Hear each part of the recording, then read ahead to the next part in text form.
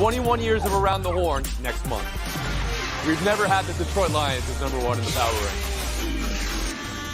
We will get to that. But we start with, well, Around the Horn to you. How did and could the Eagles lose this?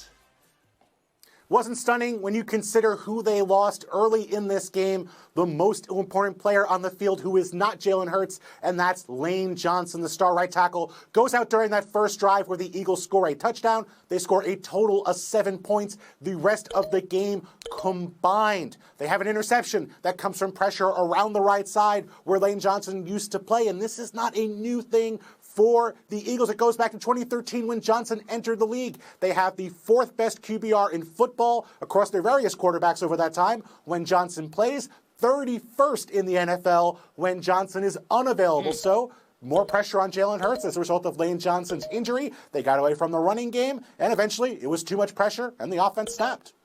Those are great stats about Lane Johnson, but you said he's the second most important player. Jalen Hurts would be the most important player. Those 3 interceptions, Bill, what was the last one?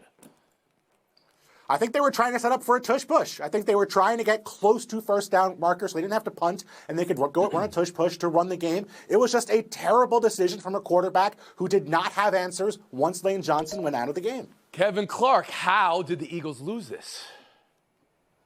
This one's easy. Jalen Hurts is 3-7 when he's pressured more than 40% of the time. He's 25-5 when he's not pressured 40% of the time. Like every quarterback, he doesn't like guys in his face. Jack Driscoll, who was Lane Johnson's replacement, allowed 8 pressures. Lane Johnson has not allowed a sack in 2,400 snaps since Carson Wentz was on the roster. Jack Driscoll allowed the most pressures since Carson Wentz was on the roster. This stuff is not a coincidence. This was a failure of awareness. Run the ball, Nick Sirianni. Okay, so you're putting a little bit on the coaching calls here to pass as much as they did without Lane Johnson in the line. Wow, I'm hearing a lot about this one loss of a player. Teams lose players every game. Philadelphia hasn't looked like this in 2 seasons, Harry Lyles Jr. What did you see? Well, so part of the thing of it being Lane Johnson has to do with that 40% that Kevin mentioned on the dropbacks, that he was pressured on those. Well, they only blitzed on 16% of those, which is a season low. So it's the combination of Lane Johnson being gone and the fact that the Jets were able to do it easily. They didn't really have to try to put pressure on him. And the reason that was also a big deal, one, obviously Jalen Hurts was uncomfortable back there. You could see it, whether it was because of the happy feet that he had when he was in the pocket or when he was escaping the pocket earlier than he should have been. But that also negated the losses of Sauce Gardner and DJ Reed. You didn't have to worry about not having your 2 starting cornerbacks if you were getting to Jalen Hurts without even trying. So the Jets made this as easy on themselves as possible, and I think that's why you saw Philadelphia had such a difficult time with a defense that we believe to be good and was going to make this team a Super Bowl contender before Aaron Rodgers got hurt. Okay, so you are hitting a little bit of a pause button on how Philadelphia plays. I'm a little mystified here. I was watching this game at home, and I couldn't believe Philadelphia couldn't get right and just take over and end this game when they had the last possession, the possession before that. Courtney, what did you see from the defending conference champs in the NFC? Well, obviously, against a really good pass rush, you can't hold on to the ball as long as Jalen Hurts did. 3.4 seconds, the 4th longest of any quarterback this season. And those 2 interceptions that he threw came when he was holding on to the ball longer than 2.5 seconds. The stats are there. That wasn't great. But this comes down to what happened on that 3rd and 9 from Philadelphia's 46-yard line when they dial up an aggressive pass play, a deep pass play to Dallas Goedert. That's on Nick Sirianni. All you had to do was protect your 14-12 lead in that moment. The Jets did not have any timeouts, as we saw there with that 1-minute drill, as you called it, Tony.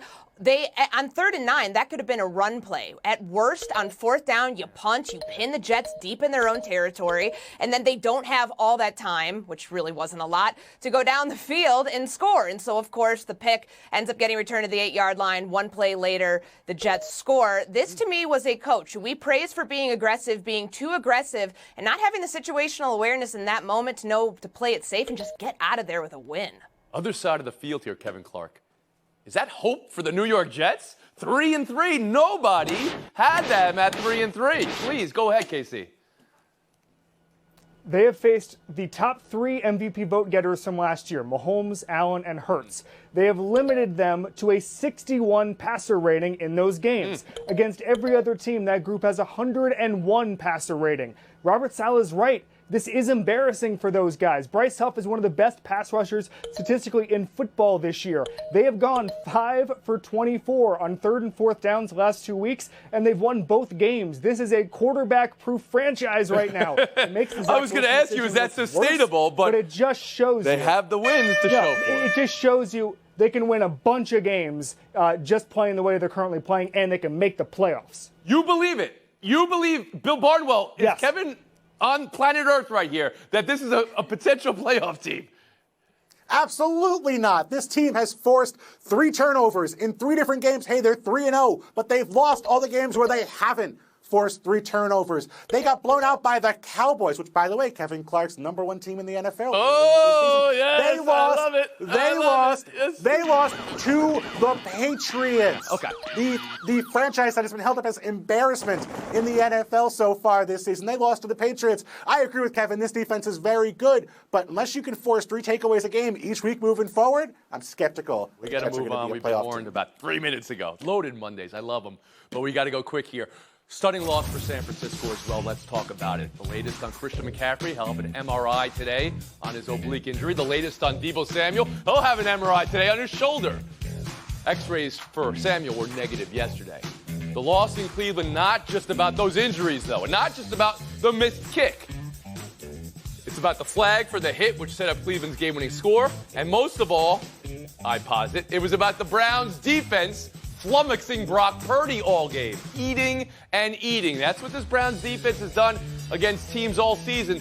Everyone wants to see if they can do it against a high-caliber offense. San Francisco finally doesn't score 30, and they get an L. Courtney, how do you explain this result in Purdy's first loss? Apparently, this defense plays really well in bad conditions. We saw it happen week 1 when they beat the Bengals. And then, of course, yesterday, Jim Schwartz getting back into his bag once again. Jeremiah Owusu-Koramoah, Myles Garrett in the grill of Brock Purdy from the moment that game kicked off, pressuring him on 45% of his dropbacks. They made Brock Purdy go from MVP candidate in one moment to looking like Mr. Irrelevant. And that's obviously due to the personnel issues that they had, the injuries around him, but you've really got to give this Cleveland Browns defense a lot of credit. First in EPA per play, success rate, points allowed this season. Kyle Shanahan now 1-9 going against Jim Schwartz defenses. Harry Lyles Jr., how did Cleveland pull off this upset? And what's up with San Fran? It's all about this Browns defense for me. It's not even just that they're good. This is a defense with swagger. Like, remember it was 2 or 3 weeks ago we saw Myles Garrett doing the crossover right before he was getting ready to play the play. And look, this is a defense that has allowed 1,002 yards through their first 5 games. That's the 3rd fewest since the merger. Like, this is a serious Browns defense. The reason we've been able to overlook them is because they leave so much more to be desired offensively and just do not look good. And obviously you have the injury to Nick Chubb, which I think a lot of people just kind of put their season away once that happened. But this is a Browns defense that is going to make you play your best game. And I guess the good news, if you are the 49ers, is you are still in a position to win this football game. So I don't think it's the worst thing for the 49ers. It's not like this happened to, I don't know, against the Giants maybe. Then Here we go again. One of these great losses that a team's had. We needed that loss. Bill, I know you react whenever anyone says that. So I'll go to you first, Bill, on, well, P.J. Walker got the start for Cleveland. Another game where you had to feel good going in if you're San Francisco, and then they got an L here. Tony, I'm going to take issue with what Courtney said about Brock Purdy and his MVP candidacy. Because remember, Brock Purdy got this offense into position to kick a 41-yard game-winning field goal, a kick that kickers hit about 75-80% of the time in the modern NFL. And if Jake Moody hits that kick, all we're talking about is, man, look at what Brock Purdy did. He got them in contention without Christian McCaffrey, without Deebo Samuel. In bad weather, he got them in position to win the game, and they had a game-winning field goal. And they missed it. I'm not going to say Brock Purdy great football because he did not. I'm not going to take anything away from the Browns defense because they played great, but he had them in a position to win the game, and we're totally changing the way we're talking about Brock Purdy because a kicker missed a pretty easy field goal. He was sub 100 yards going into that last possession, though, passing. Kevin Clark, to you. I know Bill Barnwell hates defense, but this is a unit that's going to get them into the playoffs. 52 first downs allowed. Wow, through how many 5 teams games. do you have going Nobody's to the playoffs in played- the AFC? Just the ones with good defense. And so nobody is within, I believe, 40 first downs of that who's played 5 games this year. We saw the worst performance offensively in the Kyle Shanahan era in San Francisco. He's an absolute super genius, but guess what? So is Jim Schwartz on the defensive side of the ball. This was a shellacking, and it shows you they're going to be able to do this to a lot of offenses this year. Kevin, would you agree there was, of course, an offensive explosion in the league over the last 10, 15 years? There has been a turn of the tide here defensively. Teams are now better planning for what the offense was, and defenses now are on the rise. Total great. 60% of unders have hit this year. Yards per completion down as much as it ever has been since the merger. This is a defensive league as much as it can be in the pass and boom. Well, it may be that. It may be a league with too many playoff teams in your AFC right now. We'll take a break. Buy or sell next. NFL power rankings. Now that all unbeatens are gone, and the Eagles and Niners just lost to Zach Wilson and P.J. Walker, respectively. 5 one-loss teams, and here it is. KC's loss is by 1 point, SF's by 2, Philly by 6, Miami by 28, and the Detroit Lions was by 6, but it was in overtime, so maybe an asterisk there. And Detroit, the only team to have handed one of the other one losses that lost. So, should the Lions be number 1 in the Kevin Clark power rankings? The Kevin Clark power rankings are never wrong, just early. I've been on this Lions team for 2 years. They have an identity along the lines, offensive and defensive. Dan Campbell is not a meathead. Make kneecap jokes at your own peril. And I'd say that Jared Goff has been incredible. Last 17 games, 29 touchdowns, 4 interceptions. They know what they are. They know how to build. If I'm a bad team right now, I'm looking with the Lions over the past 3 years because they are right now the best team in the NFC. There it is, the Clark power rankings. I mean, it's so fluid. It's a fluid situation. Bill Barnwell, in the Barnwell power rankings, who's won? I'm going with the Niners still at number 1. I know they lost this week. I know we're prisoners of recency bias. I still believe if you put the Niners and the Lions on a neutral field with a healthy roster for both sides, and you asked who was going to win, I think most people would still say the San Francisco 49ers. Look what the Lions did. But just like the Niners lost Tristan McCaffrey, the Lions now lost David Montgomery, which has been a big part of their offense. Jared Goff, such an important play-action passer over the past 2 seasons. Number 1 in the Cronin rankings through 6 weeks. It's San Francisco, Detroit, and then Philly. Not that you asked for my third, but that's my top 3 in the NFC. Credit. The defense here for Detroit is doing it for me, Tony. This was one of the worst units in the NFL last year, and Aaron Glenn has them top 10 in points per game, yards per play, and third down conversion percentage. What you've seen this defense do on the road 3 times now, including yesterday, holding opponents to 20 points or fewer. And it's not like they have all these sacks. They sacked Baker Mayfield 1 time. They're finding creative ways to generate pressure, and they're not allowing a lot of big plays. But not number 1 in the Cronin rankings. Number 2 at the moment. And Harry Lyles Jr. in the power rankings here. Could it be Detroit? Somebody else?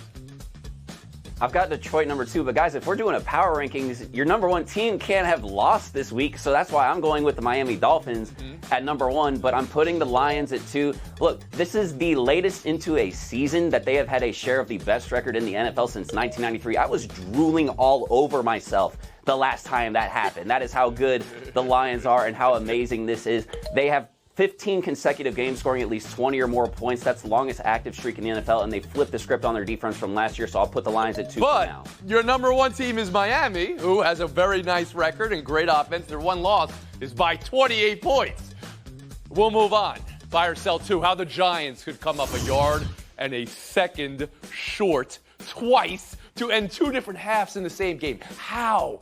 If that's a field goal to end the first half, then it would be a field goal needed to win the game, and the final play with the pass interference that wasn't called doesn't matter. Buffalo, so lucky to get out of this one. Bill, did the Bills win this or Giants lose this, or refs blow it with that non-call in the last play? The Bills won this game by stopping the Giants from a yard out twice. Yes, you know you have a little bit of leeway after the first pass interference call on that 1 yard line, but the Giants ran the ball from a yard out and did not get in. You have a franchise running back. You're running behind a top 10 pick at offensive tackle. You specifically checked into a play where you thought it was a good look for the run. You have to get that from a yard out. Bills stop them. Bills deserve. So you don't mind the call to run there with that much time? It's a yard out. I get it. You want the execution to be perfect, but just the idea to run there. Kevin Clark, Giants blow it or Bills win it?